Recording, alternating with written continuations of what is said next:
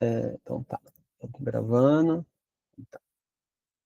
Então, o que que eu pensei para hoje, né? Assim, a gente tem mais 2 encontros esse semestre. Partir para a articulação, né, do texto Intervenção sobre a Transferência do Lacan com o caso Dora, né, com partes que a gente já trabalhou e novas partes também que o Lacan vai comentando.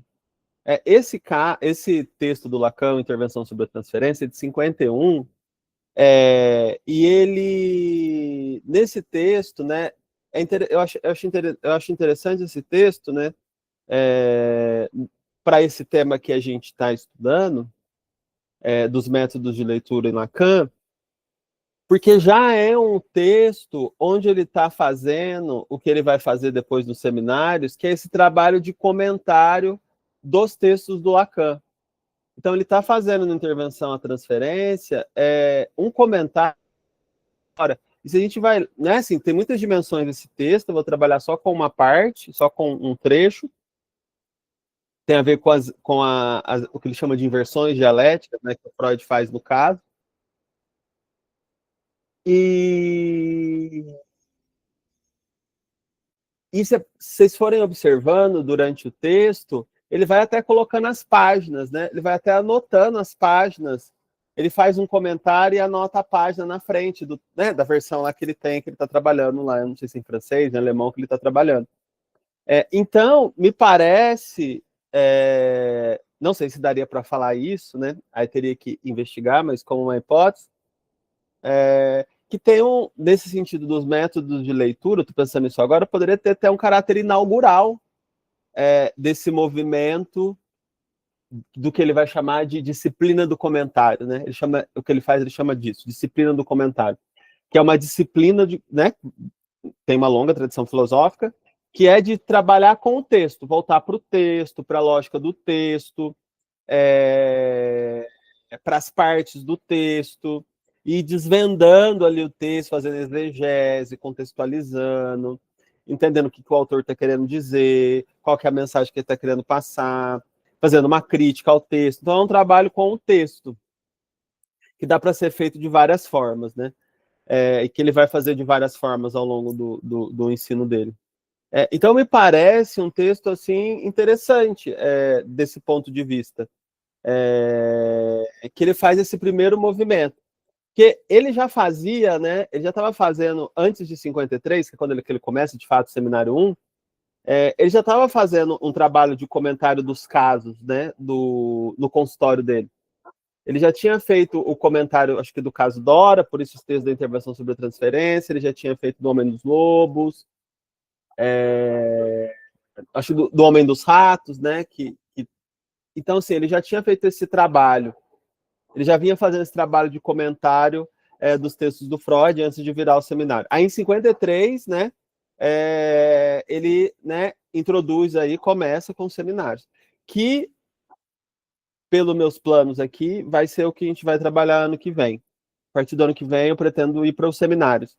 Então, eu já fiz esse trabalho, eu quero ir trabalhando aqui as citações, os momentos em que ele vai falar do método de leitura dele, da maneira como ele aborda o texto do Freud, que ficou conhecido aí no geral como um projeto de retorno a Freud, né? Então eu vou fazendo isso. Eu já fiz isso com o seminário 1, com o 2, então a gente vai trabalhando isso aqui, vamos tentar passando pelos seminários e identificando como que ele vai lendo.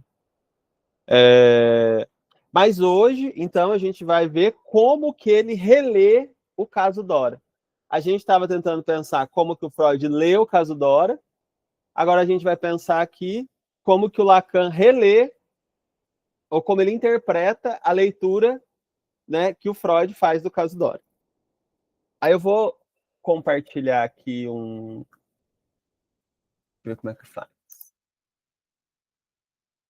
Que eu acho que teria que abrir. Não.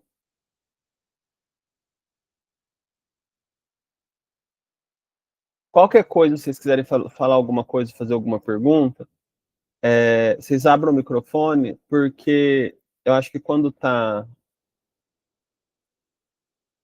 aparecendo assim, eu não consigo ver. Vamos ver se assim funciona.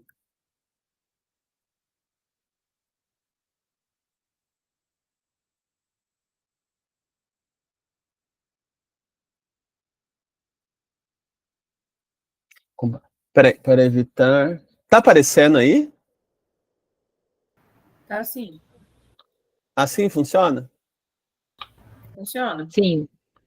Ah, então tá. Tá aparecendo só a intervenção sobre a transferência, só o texto do... Só o PowerPoint. Isso. Tá. Então vamos lá. Então minha proposta vai ser minha proposta é articular o comentário do texto do Lacan, do caso Dora, né, com o próprio caso Dora. Então a gente vai tentar demonstrar aqui como Lacan compreende as intervenções empreendidas por Freud sobre o material trazido por Dora às sessões e seus efeitos sobre o campo da verdade. O Lacan, lá no texto de intervenção sobre a transferência, ele vai dizer que escolhe o caso Dora porque é o primeiro momento no qual Freud localiza a importância do papel do analista no manejo da transferência. Então tem um momento inaugural ali também do Freud em relação ao papel do manejo da transferência. A parte central do texto, que é o que eu pretendo trabalhar, é um comentário que o Lacan vai fazendo sobre as diversas fases da transferência em relação, né, como ela é produzida, precipitada pelas intervenções do Freud. E aí as transformações que vão decorrendo disso, né, na posição da paciente ali na transferência.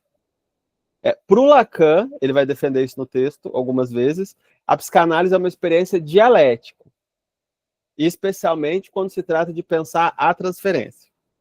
Então, essa experiência dialética se caracteriza por uma série de inversões discursivas, que seriam essas inversões dialéticas, que vão caracterizando as mudanças das posições, na posição subjetiva, né, da queixa ou das problemáticas que o paciente vai trazendo para a sessão. Tais mudanças subjetivas são efeitos diretos das intervenções do analista que ele realiza na transferência. Então, tem uma dimensão que ele vai colocando, né, assim, ele vai elencando ali no trabalho do Freud. Freud, né, ou analista, tem um papel decisivo a partir das suas intervenções no que se refere às transformações, né, da mudança de posição subjetiva do paciente, ou da paciente, no caso da Dora.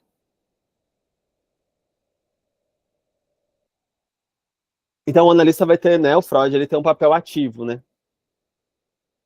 Então, a primeira citação, né, que eu retirei do caso do intervenção sobre a transferência é essa, que o Lacan vai dizer. É importante que ninguém, é impressionante que ninguém tenha acentuado até o momento que o caso de Dora é exposto por Freud sob a forma de uma série de inversões dialéticas. Não se trata ali de um artifício de ordenação de um material cujo surgimento, como Freud formula de maneira decisiva, fique entregue ao gosto do paciente. Trata-se de uma escansão das estruturas em que para o sujeito a verdade se transmuta e que não tocam apenas em sua compreensão das coisas, mas em sua própria posição como tal, como sujeito da qual seus objetos são função. Isso é, o conceito de exposição é idêntico ao progresso do sujeito. Isso é a realidade da análise. Então, essa primeira citação, né, carrega vários pontos importantes, né? Que primeiro né, essa ideia de que o que o Freud está fazendo são intervenções que vão promover uma série de inversões dialéticas. E é isso que a gente vai ver, ele vai mostrar quais são essas inversões. E aí vem isso que eu falei, que o Freud tem um papel ativo nessas inversões, porque o material, né, ou a ordenação do material, não é o objetivo o único, ou central do trabalho, né, assim, só de ordenar o material. O Freud formula o material, formula uma série de hipóteses, a gente vai vendo que ele vai formulando uma série de hipóteses a partir da teoria dos sonhos, a partir da teoria da sexualidade, e ao mesmo tempo não fica entregue ao gosto do paciente a construção só do material. O analista está participando ali. O que o Freud vai fazer, segundo Lacan, na leitura dele, é uma escansão das estruturas que organizam o material. E essa escansão que ele vai fazendo, né, que ele vai mostrar quais são essas escansões, a verdade do sujeito se transmuta, a posição do sujeito se transforma em relação a si, em relação aos outros. Então ele termina dizendo que esse conceito da exposição é idêntico ao progresso do sujeito à realidade da análise. Então, a maneira como se vai se colocando o material, né, como se vão aparecendo o material ali, o discurso de Dora, como ela traz, como o analista vai intervindo, como Freud vai intervindo, decide, né, é idêntico ou decide o progresso do sujeito. A realidade da análise, o que vai se desenvolver ali, como vai avançar. Então leva a Dora a se perceber, como ele vai mostrar, qual que é a posição dela na trama, ou seja, como ela se relaciona com aquilo que ela estava se queixando. E isso vai depender diretamente da intervenção do analista. Isso não acontece, eu estou enfatizando isso porque tem algumas concepções de análise, né, de leitura, que é como se o inconsciente trabalhasse sozinho e é como se a análise avançasse. É como se só do paciente ir para a análise e falar, isso já teria um efeito de transformação. Já teria um efeito, né, de transmutação da verdade ou de mudança de posição subjetiva, como se fosse o inconsciente que trabalhasse. O que vai ficando claro para mim é que o Lacan vai propondo que não, o analista tem um papel decisivo ali, é ele que faz, decide se esse trabalho vai acontecer ou não, né? Junto com o paciente, claro, mas o analista tem um papel decisivo. Quando essas inversões, como a gente vai ver, dialéticas acontecem, a gente não tem só uma mudança, vamos dizer, na compreensão como a Dora entendia a situação que ela está vivendo, como se ela reinterpretasse, né? Ou mudasse a perspectiva. Não é só isso. Porque conforme o Freud vai intervindo e as inversões dialéticas vão acontecendo, Dora, na leitura do Lacan, vai se relacionando com o mal-estar e com a produção desse mal-estar de uma forma diferente. Então tem uma mudança na posição do sujeito. E não é uma mudança só no sentido de uma compreensão da situação. Então eu entendi agora que eu, né, tenho uma participação, como ele vai falar em alguns momentos, na manutenção dessa relação, né, entre senhor K, senhora K e meu pai. Não é só uma compreensão, é um trabalho que leva a uma mudança de posição em relação a como ela experiencia o mal-estar advindo daquele jogo que se montava. Então aí tem uma mudança, né, de transformação em relação às queixas e ao próprio sofrimento. E aí ele vai começar, né, o Lacan vai começar a fazer essa leitura dele, né? Aí uma segunda citação.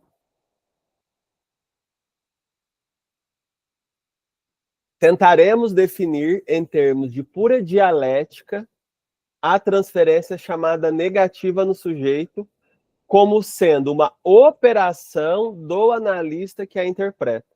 Então, tentaremos definir em termos de pura dialética a transferência como sendo uma operação do analista que interpreta. Então, é o analista que irá operar intervenções sobre o material trazido à sessão pelo paciente. Nesse caso, ele está colocando como interpretando a transferência. Aqui temos um ponto importante. Para o Lacan, né, o analista não assume só uma posição ativa. Né? Ele assume uma posição ativa na interpretação, né, nesse trabalho de criar hipóteses, que a gente vai vendo Freud fazendo isso o tempo todo. Né? Ele vai criando hipótese, e essas hipóteses vão sendo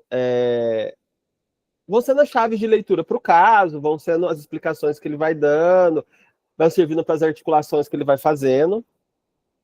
Mas o analista também tem uma posição ativa em como a transferência se desenrola, que aí a gente vai para o manejo da transferência. Então, em outras palavras, né, o analista tem um papel, tem uma função central, com suas interpretações, para produzir efeitos de transformação na posição do sujeito em relação às queixas e ao sofrimento, mas tem uma posição, um papel também central, elementar, no manejo da transferência, em como ela vai sendo estabelecida. Então, um dos trabalhos que a gente faz da análise, a gente sabe reconhecer que tipo de transferência ali se estabelece, né? E que lugar o paciente nos situa. Para isso, a gente poder fazer esse manejo. Então, né, as intervenções que o analista elabora terão ou não efeito sobre o discurso do paciente, afetando sua posição em relação aos temas trazidos à sessão. Assim, a posição que o analista assume na transferência é central para o progresso do tratamento. De novo, estou enfatizando isso porque eu acho que tem uma concepção de análise que quase que defende, quase que isenta o analista desse trabalho. É curioso pensar isso, né? Mas como se o paciente trabalhasse sozinho, se o inconsciente trabalhasse, e não se quem trabalha ali é o analista, né? O analista que trabalha construindo hipóteses, né, diagnósticas, direção do tratamento, de intervenções sobre a transferência e intervindo a partir, né, com essas hipóteses. E aí, para pensar o trabalho de intervenção sobre a transferência, né, que é isso que o Lacan está propondo, né, assim, as intervenções sobre a transferência, Lacan vai propor que tem algumas fases, né, que Freud teria percorrido ali durante o tratamento com a Dora. Então, eu vou tentar aqui articular a leitura que o Lacan faz do texto do Freud para evidenciar, em articulação ao texto do Freud, essas fases, tentando destacar os momentos de mudança ali, né, que vão aparecendo de Dora, né, do sujeito em relação à queixa. As queixas que ela vai trazendo.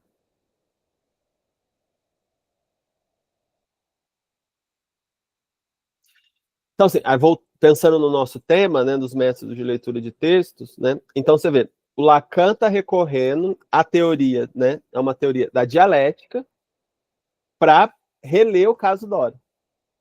E ele vai pensar, o Freud não está falando nada de dialética no texto, né? Assim, a gente trabalhou o texto, leu o texto, o Freud não está propondo nenhum tipo de análise dialética ali do que a paciente está propondo. Ele está construindo hipóteses interpretativas a partir das chaves da teoria dos sonhos e da sexualidade para explicitar, né, os caminhos de informação do sintoma. É isso que o Freud está fazendo, do sintoma, do sonho, né? É isso que o Freud está fazendo. Mas o Lacan vai destacar uma outra coisa, que vai destacar essa dimensão da transferência. E vai ler a partir dessa teoria da dialética, né? Que ele está chamando aqui de dialética. Então, assim, o Lacan vai dividir os momentos nos quais essas inversões dialéticas aconteceram. Né? Aí ele vai dividir em fases e em momentos.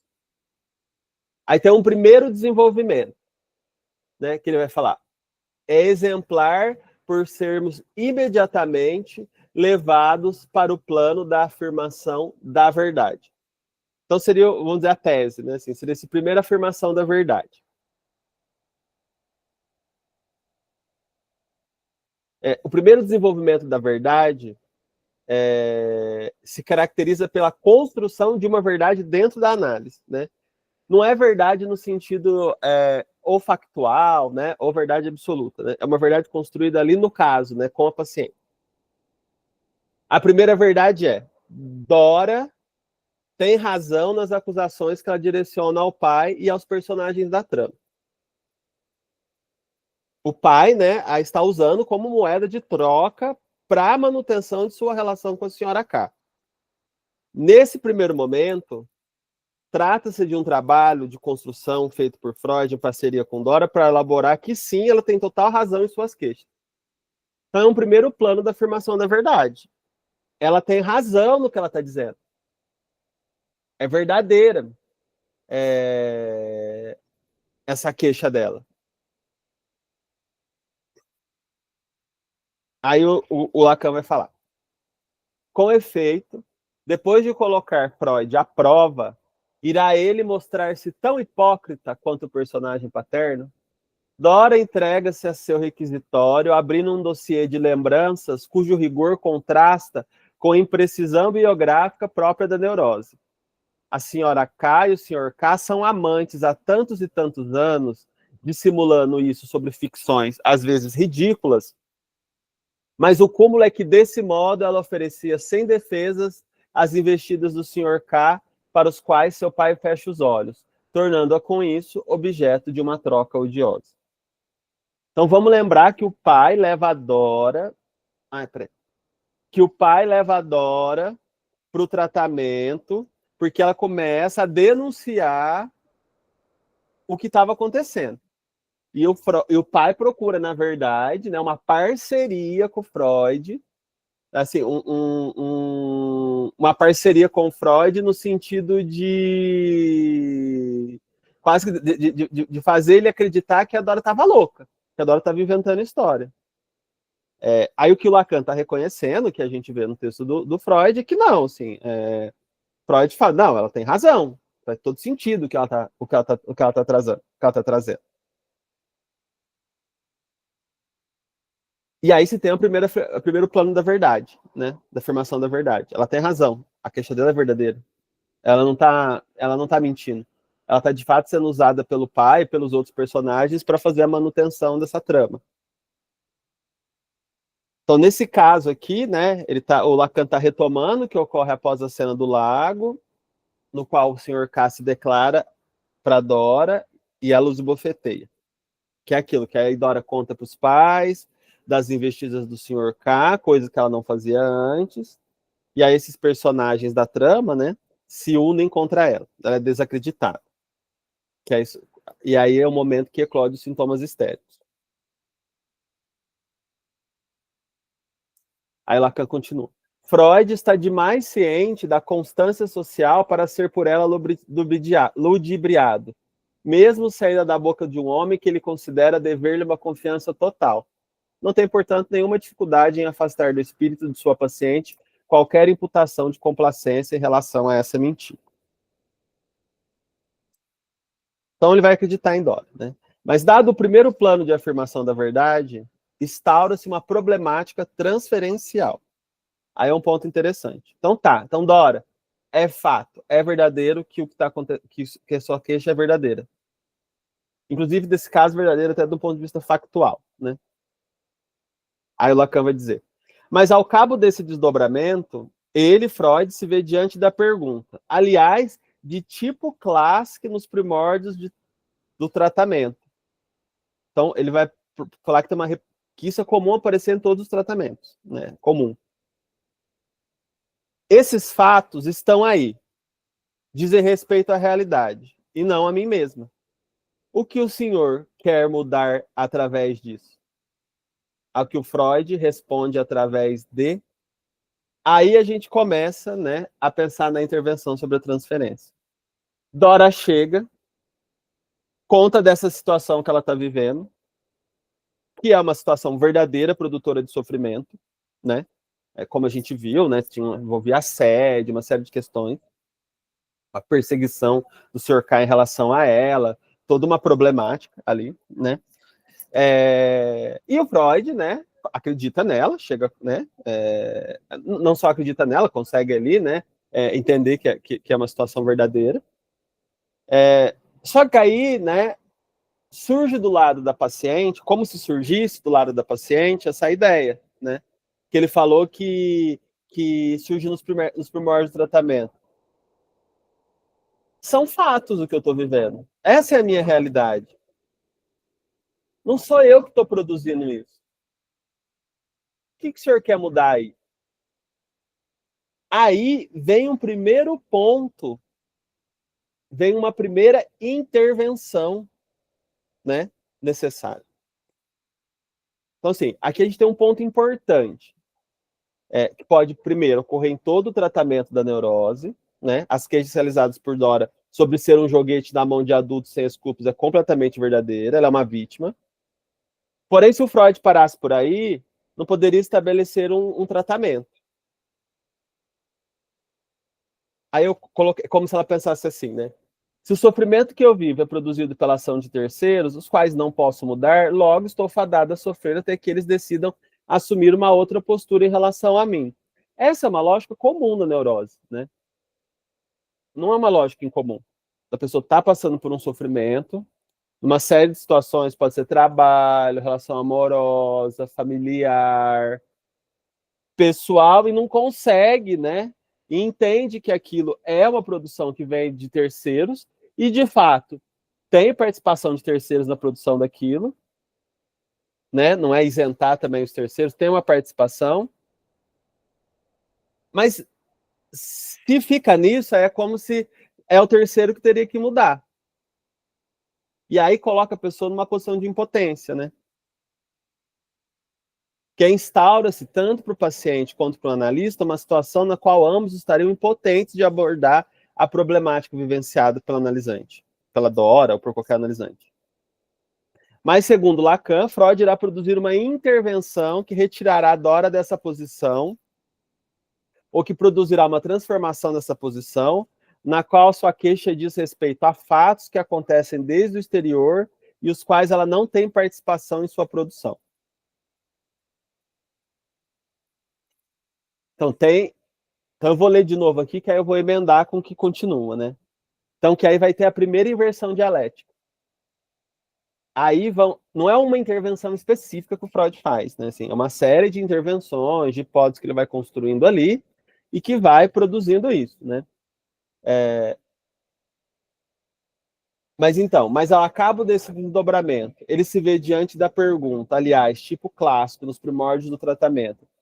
Esses fatos estão aí, dizem respeito à realidade e não a mim mesma. O que o senhor quer mudar nisso?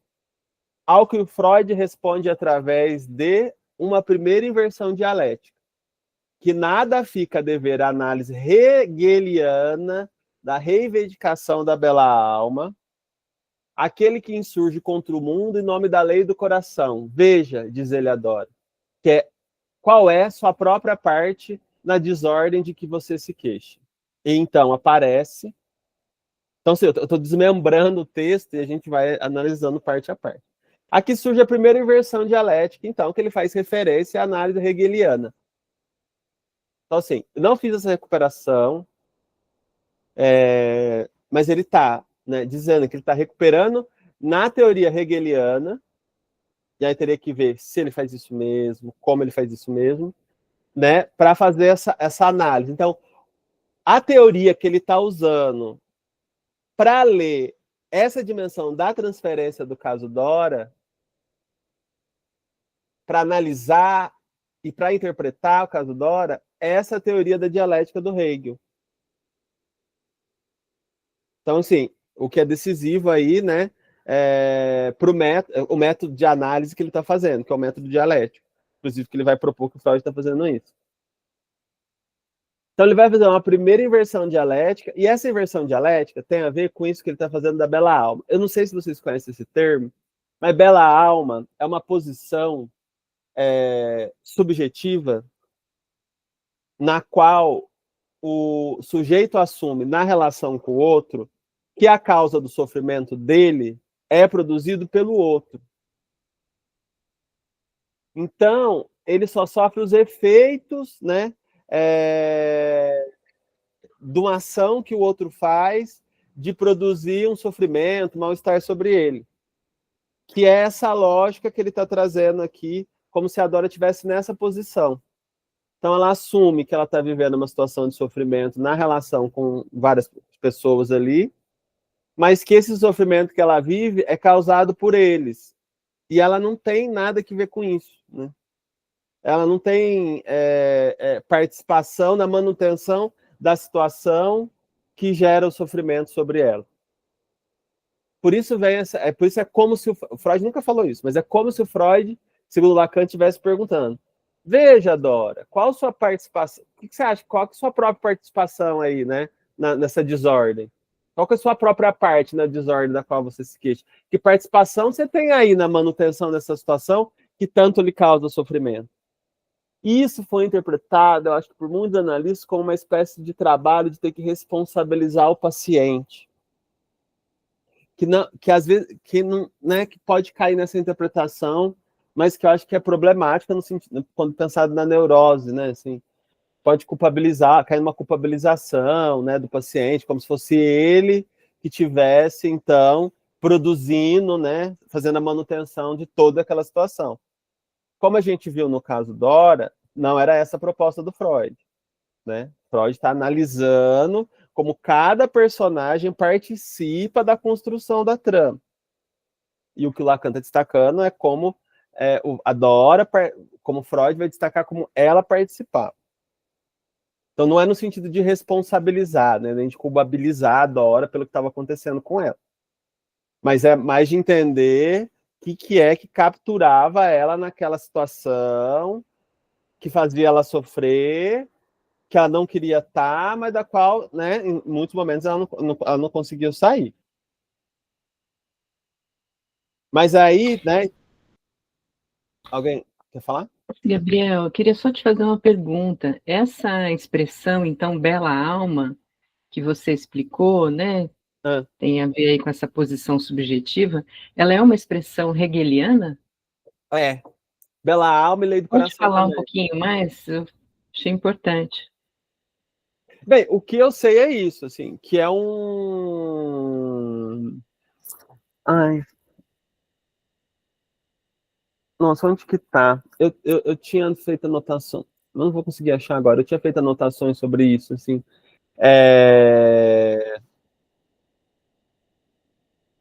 Tem um texto do Alfredo, no Estruturas Clínicas, depois eu posso passar a página que ele explica isso em detalhado, assim. Mas tem 3 termos no Hegel, né? O que né, que o Lacan... É porque tem uma problemática também, né? Se Lacan, na verdade, está retirando do Hegel, está retirando da leitura que o Kojève faz do Hegel, então tem essa questão, mas não vou entrar nisso. Mas a ideia da Bela Alma é assumir uma posição em relação ao mundo, né? Eu falei do outro, mas pode ser em relação ao mundo, na qual eu leio que todo o sofrimento que eu estou vivenciando é causado por esse mundo maléfico, por esse mundo horroroso, ou por esse outro mal, e que eu não tenho nenhuma participação no sofrimento que eu vivo, no mal-estar que eu vivo. É o outro que tem, né? É o outro que é a causa e o único responsável. Então, nessa lógica, não tem o que eu fazer para mudar meu sofrimento. Que essa é a ideia, né? Esses fatos estão aí, dizem respeito à realidade, não a mim mesmo. O que o senhor quer mudar nisso aí? Então, pode ser essa ideia também, algo da ordem da realidade. Não tem a ver comigo. Para mudar esse sofrimento em mim, se ele é causado diretamente pelo mundo, pelo outro, pela realidade, pode ser pelas pessoas do trabalho, pelo meu companheiro. É só se essas pessoas ou se o mundo mudar. Só que isso leva o sujeito a um aprisionamento. Ele fica impotente. Né? Se sente impotente, porque ele não tem o que ele fazer. Ou ele pode se enganchar ali no sentido de ficar denunciando, né? Inclusive, o mal que o outro causa nele. Pode ficar tentando reparar esse outro e mudar, tentar fazer esse outro mudar, para que aí o sofrimento dele mude. Mas, né, mas a gente sabe que isso é uma estratégia, né, meio ou limitada ou impossível, né? E aí a pessoa fica se sentindo impotente, fica se sentindo à mercê, né, do outro, da realidade, e não consegue mudar. Então, essa seria a posição da Bela Alma, né? Ou como se as coisas fossem assim do jeito que são. Não, a realidade é essa, as coisas são assim, não tem como mudar. Para mudar, a realidade teria que mudar. Só que aí a pessoa fica impotente, né? Uma posição de impotência. Aí seria, né? Aí teria que pensar, né? Aqui a gente está pensando num caso de histeria, então a gente está pensando num caso de neurose, né? Onde há a dialética, então isso é possível de ser transformado. Seria diferente se isso aparecesse na psicose, por exemplo. Né? Mas como aparecendo na histeria, numa neurose, aí o Lacan vai dizer que o Freud faz, né, e que ele está indicando que seria um trabalho do analista, né, seria intervir para ajudar o paciente a se localizar como alguém, né, que tem alguma participação. E aí a gente teria que pensar aqui como faz essa localização, que tipo de participação é essa, ou como na produção daquela realidade da qual ele, né, está vivenciando esse sofrimento, está produzindo um sofrimento nele, no paciente. E é isso que a gente vai ver, né, como é que essas intervenções são feitas aqui no caso, né.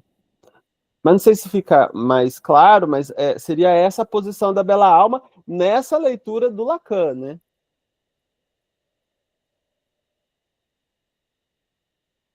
Seria um tipo de posição subjetiva, né?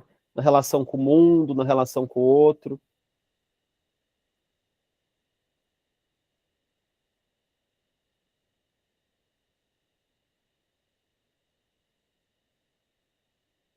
Fica mais claro, você acha? Sim, me chamou a atenção a expressão mesmo, né? E como eu não conheço nada do Hegel, eu fiquei realmente querendo entender. Mas eu acho que depois você poderia passar para a gente essa indicação aí do Edelstein, então, né? Uhum. E tem duas pessoas com a mão levantada aí, Gabriel. Pode falar. Ouvindo vocês falarem, né, eu fiquei pensando se isso se aproxima da posição do ressentimento. Será que tem a ver? Qual que é a posição do ressentimento? Como é que é? Não, então, era um pouco essa pergunta mesmo. Se essa seria também a posição do ressentido. Ixi, eu não vou saber te responder. Não, Porque então... a gente teria que pensar qual que é a posição do ressentido, né? Assim, para ver se seria a mesma posição. Uhum. Seria a mesma estrutura lógica, vamos dizer, né? Mas eu não tenho conhecimento de qual posição é essa. Bom, pra gente investigar, então. Beleza. Pensando, né, dessa bela alma, que me chamou a atenção o nome mesmo, né? E aí fiquei pensando, será que é porque a pessoa se acha uma bela alma, né, no sentido de os outros, né, que estão aqui me prejudicando e tal? Não sei se teria aí alguma resposta, mas... Eu acho que sim. Eu acho que faz sentido, né? Porque assim, porque nessa lógica, né, eu seria uma bela alma, né, que eu não tenho uma participação na produção desse sofrimento ou do mal. Exato. Quem tem é o outro, né? Então, de alguma maneira, eu fico preservado, vamos dizer, né? Mas assim, a leitura que eu faço de mim, ou a imagem que eu faço de mim, fica preservada nesse lugar da bela alma, né? Assim, não sou eu que estou produzindo essa situação, é você, né? É como se eu não tenho nada a ver com isso, né? Sim, exatamente, foi o que eu pensei também. Então aí fica essa ideia dessa bela alma, né?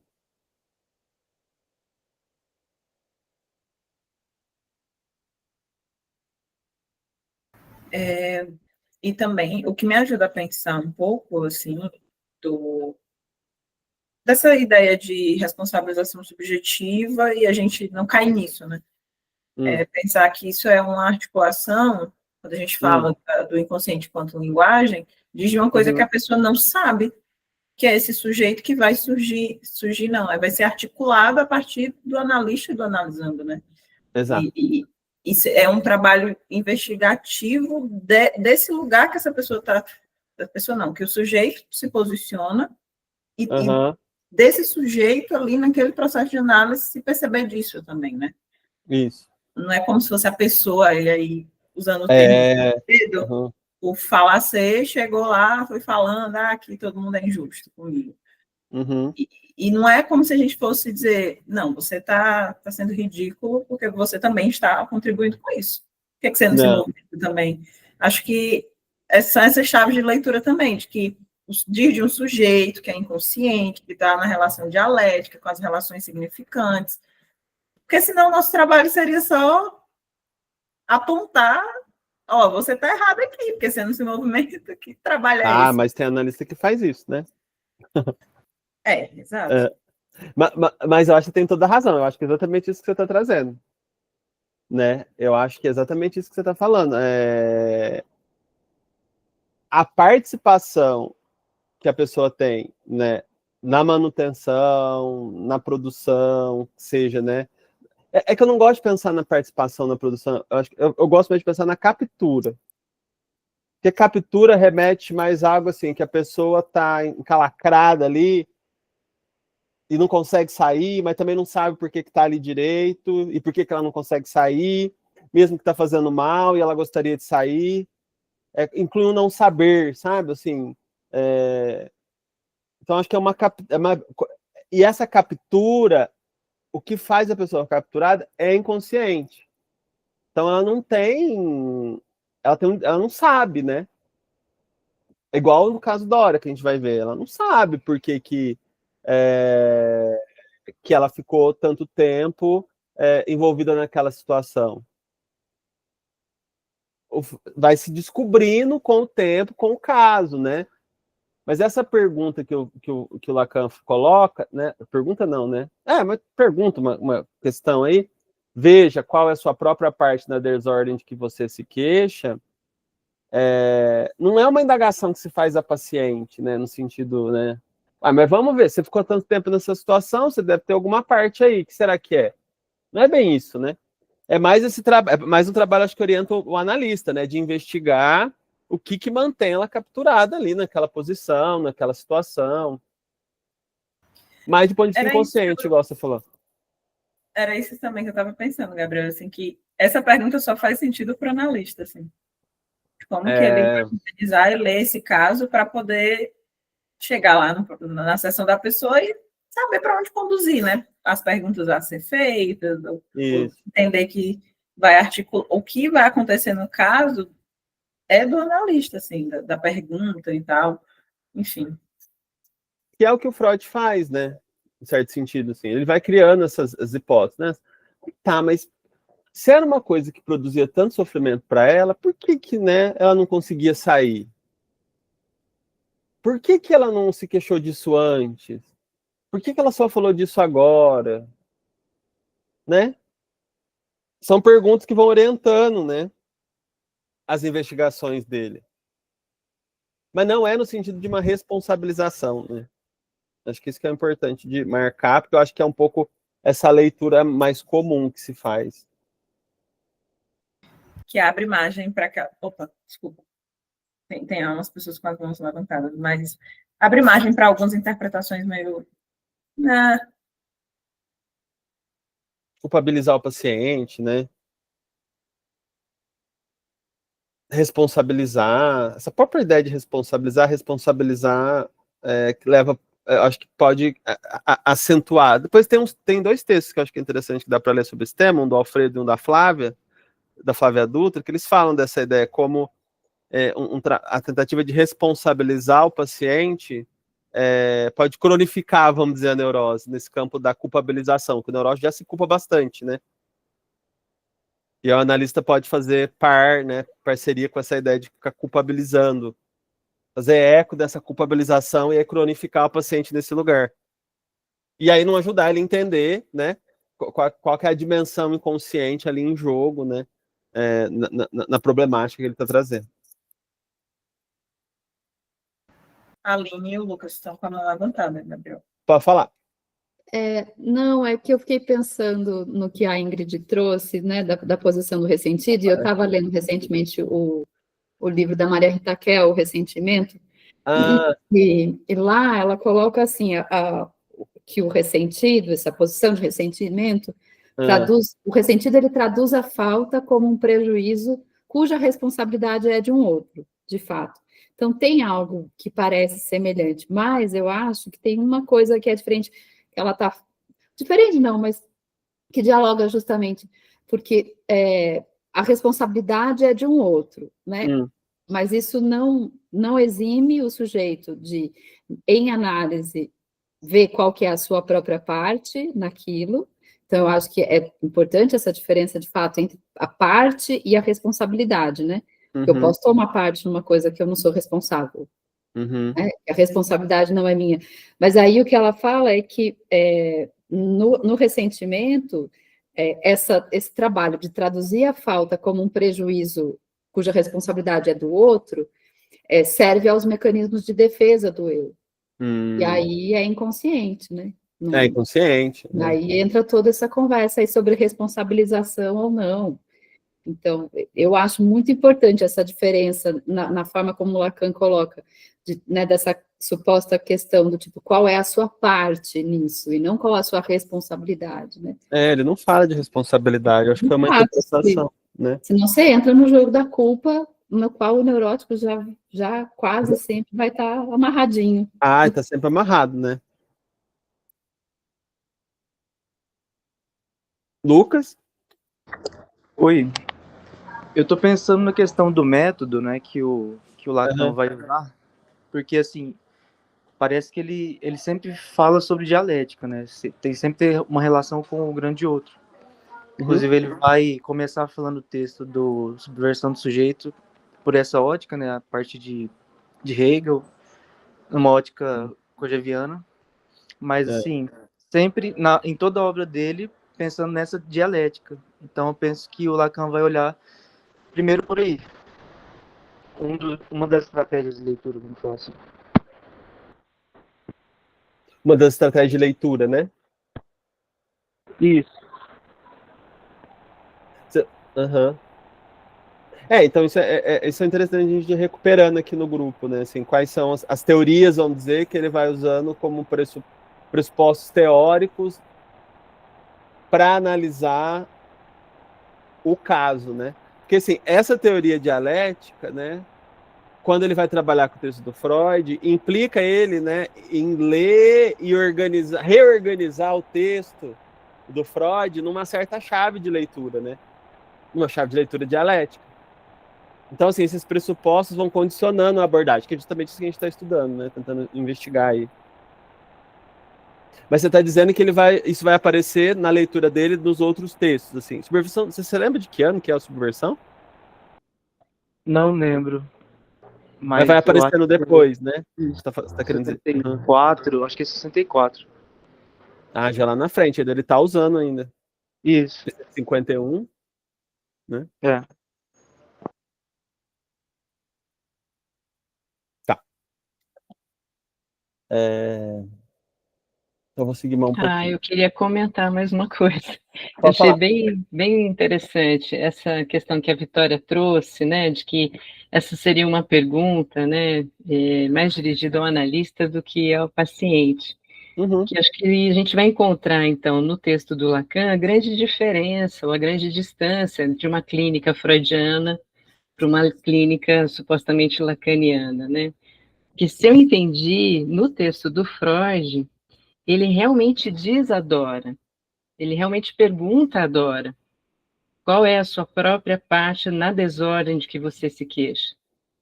Inclusive, no texto do Lacan está lá, né? Diz ele a Dora. Então, eu estou entendendo que é o Freud dizendo para a Dora. Não, mas eu acho que não aparece textualmente isso lá. Não. Então, Lacan está fazendo uma referência de uma interpretação já. Já é a leitura dele. É como se o Freud fizesse essa pergunta à Dora. Né? Tá. Mas eu não encontrei, e o que eu tenho notícias é que ele que atribui isso ao Freud. Não há mesmo no texto isso. Tá, então a gente já tem aí, de fato, um objeto interessante para pensar a interpretação do Lacan, né, na clínica do Freud, certo? Como se ele estivesse imaginando, né? Sim. Assim, o que o Freud... Não é imaginando, é como se ele tivesse... É como se o Freud tivesse perguntado isso para ela.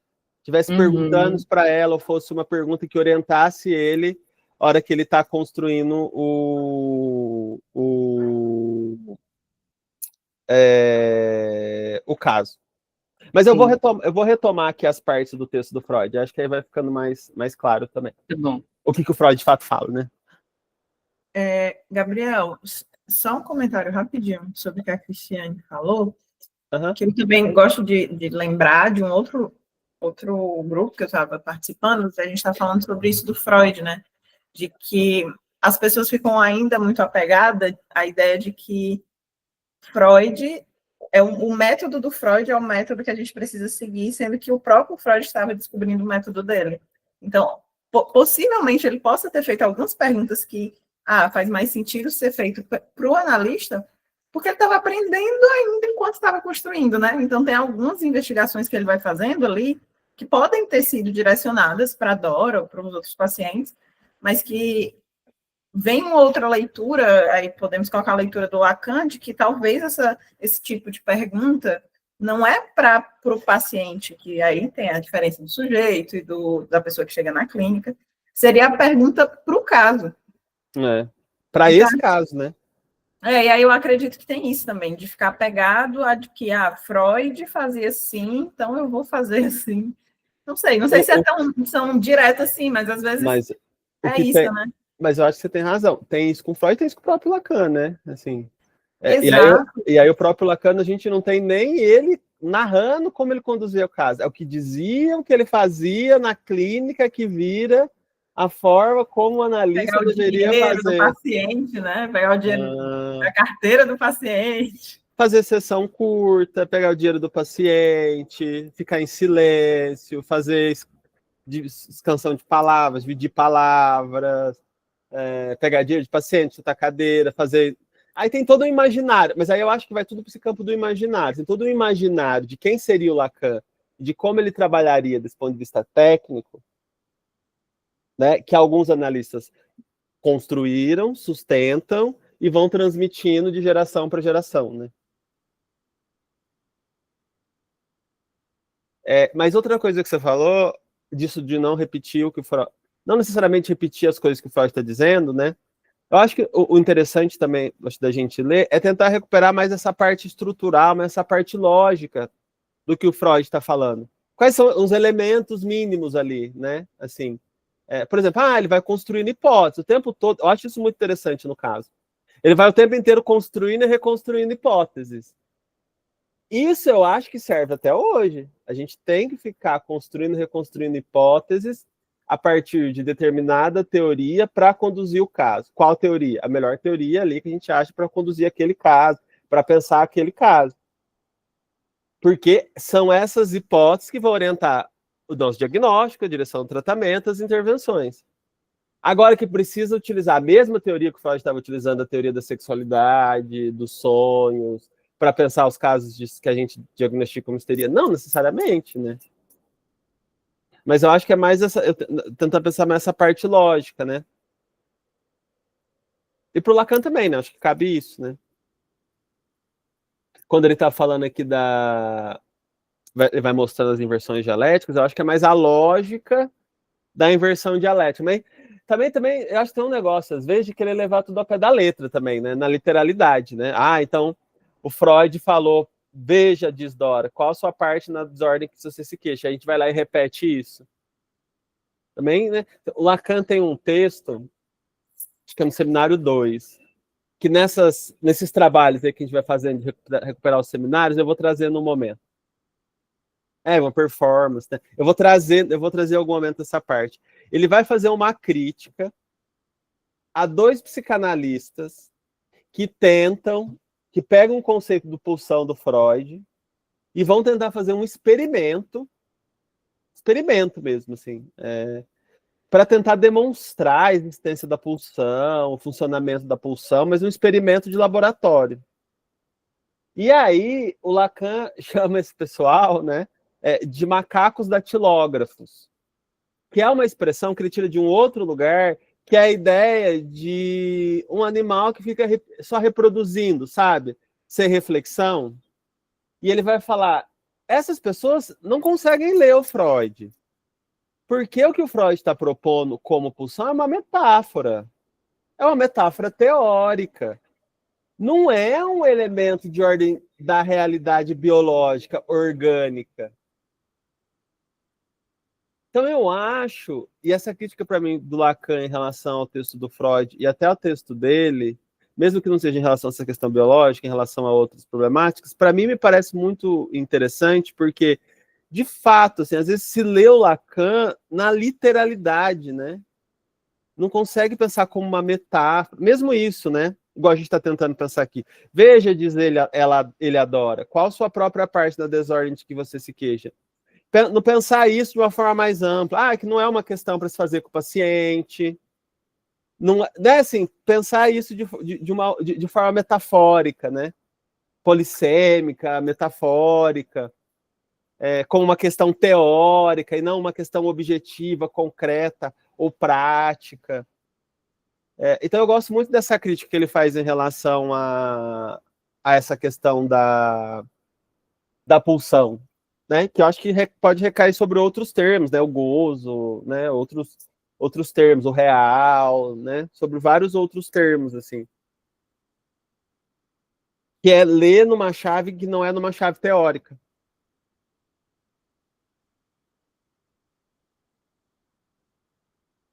Mas aí em outro momento eu trago isso em detalhes, assim. Tudo isso tem a ver como ler, né? E aí tem uma implicação de... Que é isso, né? Então, assim, a forma como a gente lê o texto tem uma implicação direta em como a gente faz a clínica, né? Você vê?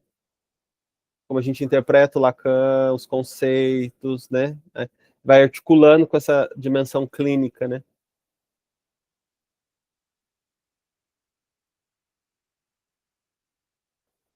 Então, vamos ler um pouquinho. Espera aí, cadê? E...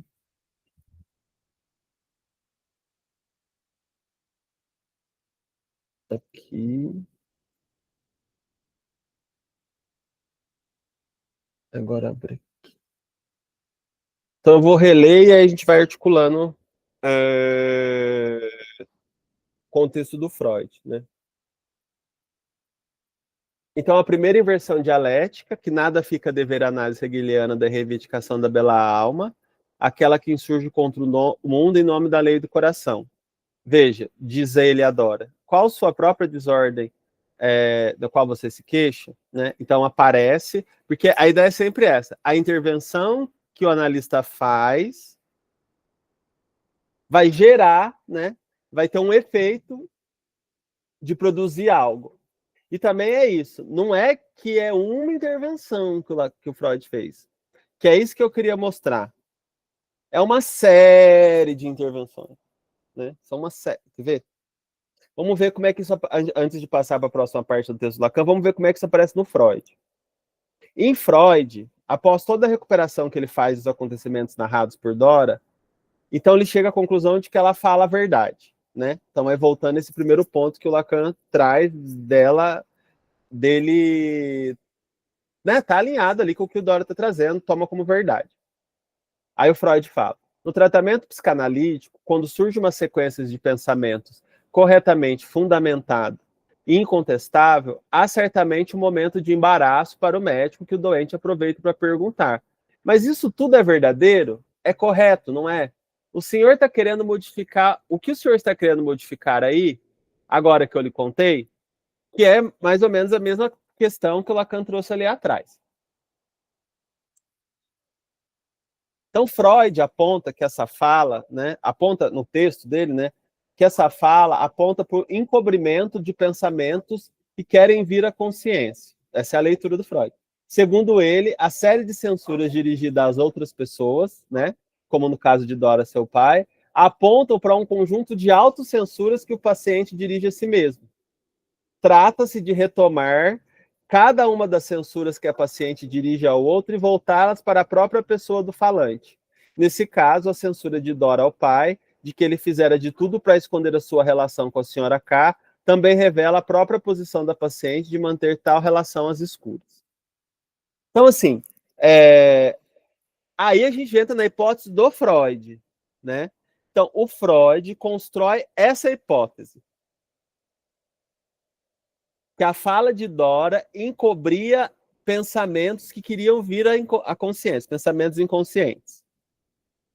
E ele vai construir na hipótese de que as censuras, essa recriminação, na verdade, tinha também a ver, ou era um eco, de censuras que ela fazia a si mesma. São hipóteses que ele não sabe quais censuras são essas que ela faz a si mesma. Mas são hipóteses que ele vai construindo. E aí, então, a investigação é tentar saber quais censuras são essas. E aí, então, ele constrói essa hipótese, Freud. Que a censura que a Dora direciona ao pai, né, de querer esconder a relação com a senhora K, revelava algo da paciente. Que é como se, né? Aí ele fala assim, então eu trouxe a frase. As censuras de Dora contra seu pai também estavam sistematicamente forradas, revestidas, São Freud falando, com autocensuras do mesmo conteúdo, como mostraremos em pormenores. Ela tinha razão quanto ao fato de o pai não querer deixar clara a conduta do Sr. K em relação à sua filha, para não ser incomodada em seu relacionamento com a Sra. K. Mas ela fizera exatamente a mesma coisa. Ela fez-se de cúmplice dessa relação e repeliu todos os indícios que revelavam sua verdadeira natureza. Então, a partir do relato da Dora, né? A partir do relato de Dora sobre, a partir das censuras que ela fazia ao pai, Sr. K, Sra. K, Freud foi construindo essa hipótese. É como se ele foi se perguntando, mas por que ela está desde os 13 anos envolvida nessa história e nunca falou nada? Por que só agora com 17 ela fala? Por que só depois da cena do lago isso acontece? Como é que ela participou disso? Aí ele vai fazendo um monte de perguntas para ela, né? A gente vai vendo no caso que ele tem toda a história, né? E ele vai entendendo que, assim, desde os 13 anos, então ela ficava na casa da senhora K, ela tinha uma amizade com a senhora K, ela ficava com as crianças, ela ficava com o senhor K, para o pai ficar sozinho com a senhora K. E aí ele vai elaborando essa hipótese, né? Vendo que ela também fazia um movimento para manter a situação do jeito que estava, para se manter perto da senhora K, para ficar com o senhor K, enquanto o pai ficava com a senhora K. Então ela tinha uma participação ali na construção. Só que não fica claro, né, assim, por que ela fazia essa manutenção? Por que ela tinha essa participação? Por que né, se toda essa situação provocava sofrimento nela, ela não saía da situação, ela não se queixava, ela não reclamava, né, não denunciava igual ela começou a denunciar. São questões, né, que o Freud não sabia no momento. Se a gente for acompanhando o caso, ele não sabe. São questões que vão levando ele, né, a fazer mais perguntas, a tentar ir elaborando ali com a Dora esses motivos.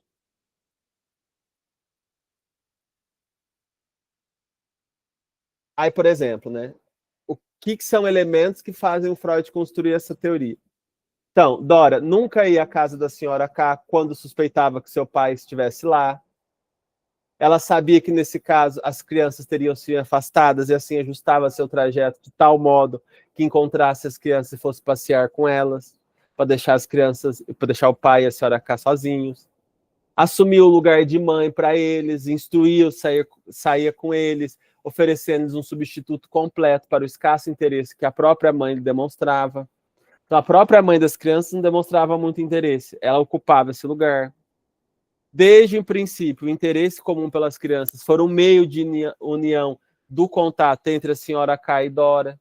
Então, a ocupação com as crianças era para Dora, evidentemente, o disfarce, que deveria esconder outra coisa de si mesmo e de estranho. E aí é outra hipótese. Então, assim, pelo interesse comum pelas crianças, isso fazia um contato da senhora K com a Dora, ou de Dora com o senhor K. Mais que para o Freud, é que o Freud está sempre supondo que tem alguma coisa ali em jogo a mais do que aparentemente tem, né? Tem sempre algo em jogo, mas um elemento que não está aparecendo e que está sustentando, fazendo a manutenção da cena ou da posição do sujeito. Ele nem pensa como posição do sujeito, mas que está fazendo a manutenção da cena. Que aí seria esconder outra coisa de si mesma e dos outros. Nossa, então o que seria essa outra coisa? Né? Mas essas são todas, né? São todas questões que ele vai se colocando. Peraí. 5.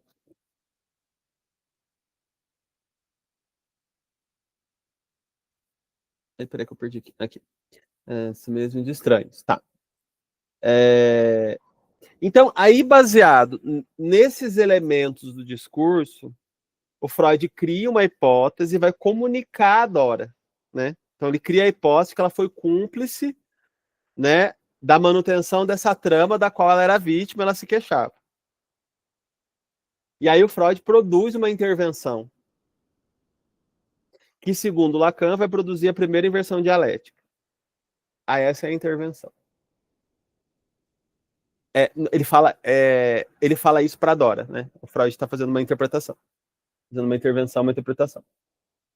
De sua conduta em relação às crianças, bem como do que foi esclarecido através da conduta da senhorita em relação a ela mesma, resultou a mesma consequência que a de sua anuência tácita quanto à conivência do pai com a senhora K, a saber que ao longo de todos os anos ela estivera apaixonada pelo senhor K.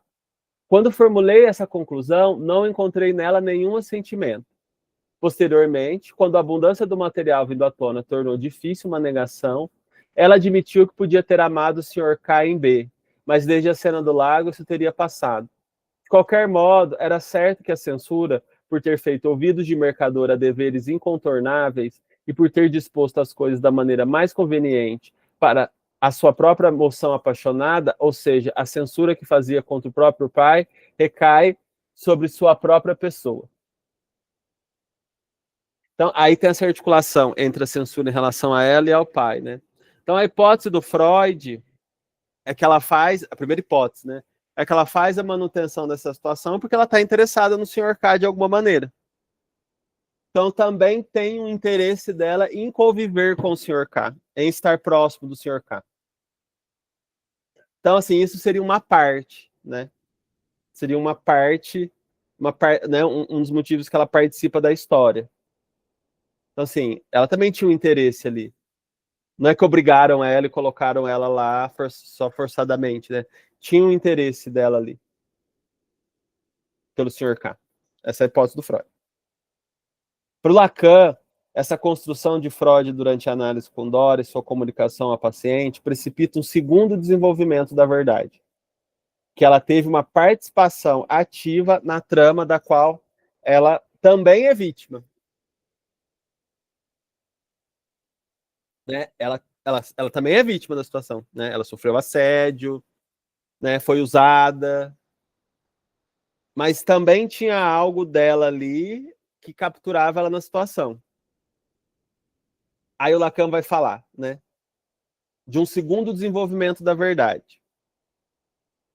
Porque é como se essa intervenção tirasse Dora dessa posição da bela alma, de entender que ela não tinha nenhuma participação na produção, na sustentação daquela situação que transformava ela, né, produzia sofrimento nela, a vitimizava. Então, para o Lacan, essa construção que o Freud faz com ela faria ela mudar, né, não só a compreensão dela da situação, mas a posição dela em relação à situação e ao mal-estar que ela produz.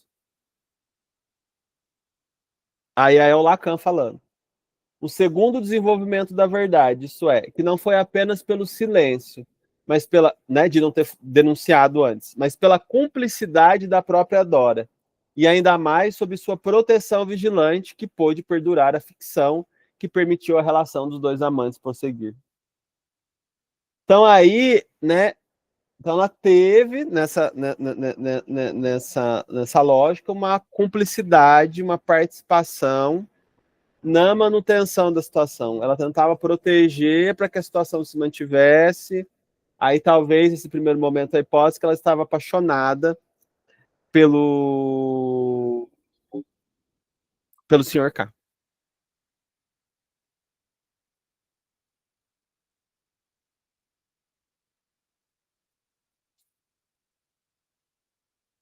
Vamos ler, né? Assim, vamos tentando pegar a lógica, né? Tem várias críticas que a gente pode fazer a isso, né? Que a gente já levantou, tal, a respeito do caso, né? Do lugar de Dora, tal, com relação à idade dela e tal, dos assédios, mas para a gente poder acompanhar.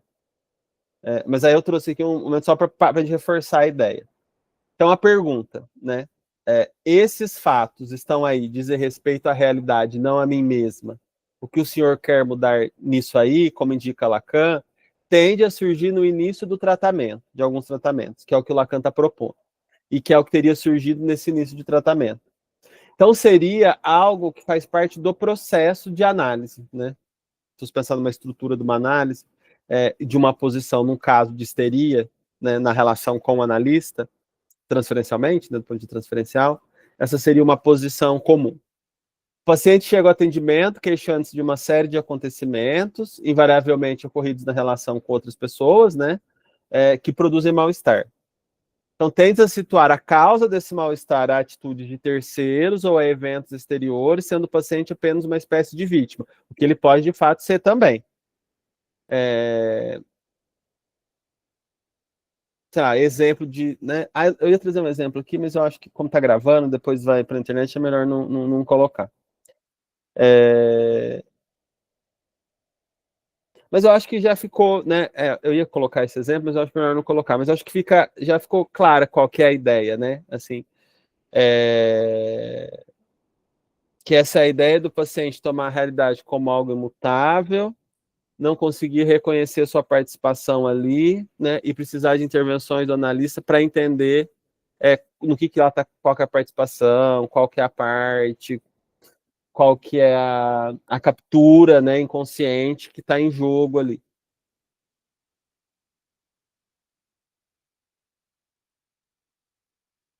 Né?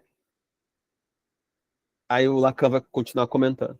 Aqui vemos não somente a participação de Dora na corte de que ela é objeto por parte do Sr. K, mas também suas relações com os outros parceiros do quarteto recebem uma nova elucidação, por se incluírem numa sutil circulação de presentes preciosos, indenização pelos descumprimento das obrigações sexuais, a qual partiram de seu pai para a senhora K, retorna a paciente pelas disponibilidades que ela libera no senhor K, sem prejuízo das munificências, que seria grande generosidade, liberalidade, especialmente no oferecimento de bens, favores ou dádivas valiosas, que lhe provém diretamente da fonte primeira, sobre a forma das doações paralelas, e que o burguês encontra classicamente o tipo de retratação mais apropriado para aliar a reparação devida à mulher legítima à preocupação com o matrimônio.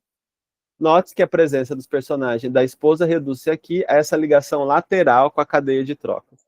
Então aqui ele está dizendo, né, assim, como cada um vai participar, que é uma teia, que é uma trama, que é uma cena, que é uma rede, né, onde tem a participação de Dora, tem a participação do Sr. K, da senhora K e do pai, e tem a circulação ali, né, de uma lógica relacional, né, onde tem bens, né, presentes, né, que a gente vê no caso, que vão circulando também nas relações, e vão indenizando, por exemplo, a senhora K pelo pai, a senhora K é indenizada, a Dora é indenizada pelo pai com presentes, por ela fazer a manutenção, né, por ela ajudar na manutenção dessa relação com o senhor K, por exemplo, dele com a senhora K e ela ficando com o senhor K.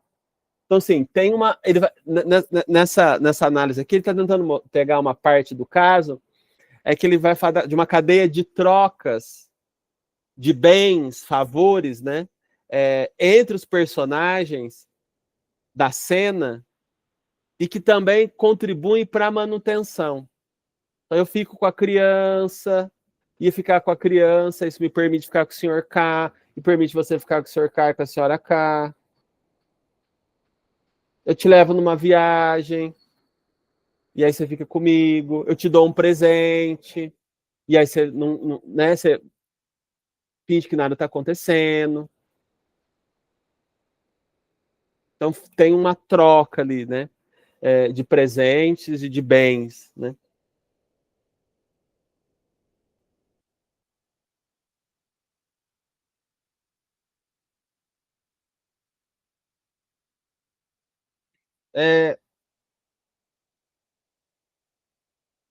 Deixa eu ver se... Peraí. Se a gente para por aqui... Deixa eu ver. Você vai entrar numa parte nova, porque senão não vai dar tempo.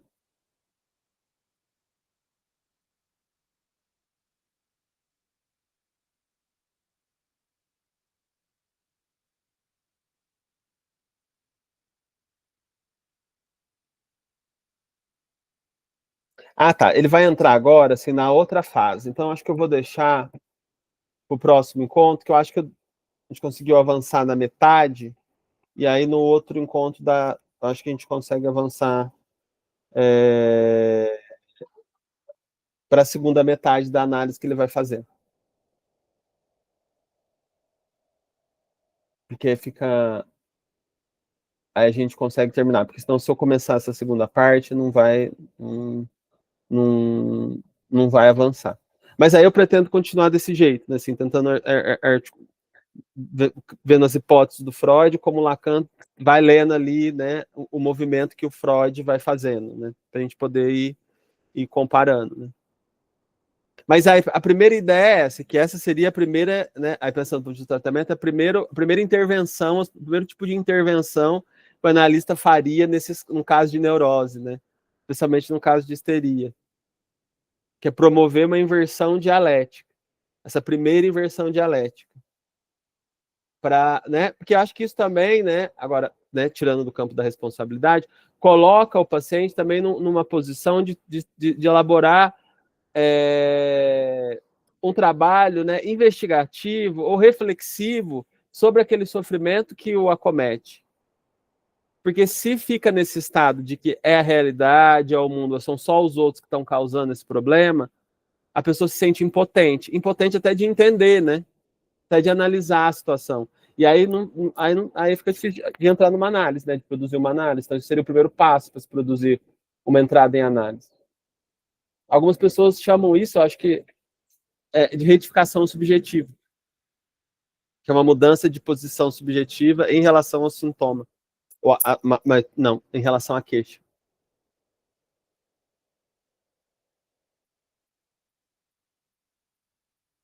Alguém gostaria de comentar mais alguma coisa? Por hoje tá bom? Tá. Então, beleza. Então, aí daqui 15 dias, né? Aí a gente volta com o último encontro do ano. E aí a gente termina, né, de fazer essa amarração. Tá bom? Beleza, então. Legal, obrigada. Tchau, pessoal. Obrigado. Até. Tchau. Tchau, bom dia. Bom dia.